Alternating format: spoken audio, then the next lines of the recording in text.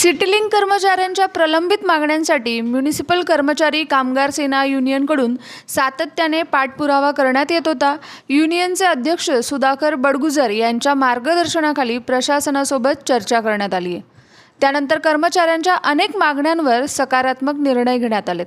थकीत वेतनाची रक्कम कर्मचाऱ्यांच्या खात्यावर जमा करण्यात आली असून गणवेश, शूज, बेल्ट, जॅकेट देण्याचे आश्वासनही देण्यात आले। चालक वाहकांच्या विविध प्रश्नांवरही प्रशासनासोबत चर्चा झाली आहे। दोन मागण्या मान्य झाल्या। एक तर त्यांना 20 दिवसानंतर एक भर पगारी सुट्टी द्यायची, ती अनेक 4-5 वर्षापासून प्रलंबित विषय होता। त्यामध्ये त्यांना 12 लाख रुपये सध्या आता ट्रान्सफर केले, त्यांना 12 लाख रुपये सिटीलिंकवाल्यांनी दिले। त्यामुळे पहिली मागणी ती मागणी झाली। दुसरी मागणी होती की गणवेश, बूट, जे साहित्य असतं सुरक्षेच्या दृष्टीने ते त्यांना देण्याचा प्रस्ताव त्यांनी मान्य केला। अजून 3-4 मागण्या मान्य करण्याच्या बाकी आहेत। तिसरी मागणी अशी होती की PF कमिशनरकडे त्यांनी 2019 पासून ते 2026 पर्यंतचा जो PF आहे तो त्यांनी भरला पाहिजे होता।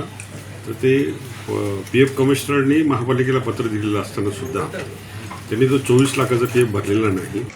मागण्या मार्गी लागल्यानंतर सिटीलिंक कर्मचाऱ्यांमध्ये आनंदाचं वातावरण पाहायला मिळालं।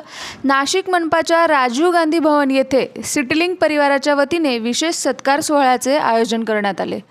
आज म्युनिसिपल कर्मचारी कामगार सेनेचे अध्यक्ष नगरसेवक सुधाकर बडगुजर यांचा सर्व सिटीलिंक कर्मचाऱ्यांच्या वतीने आम्ही सत्कार करण्यात आला।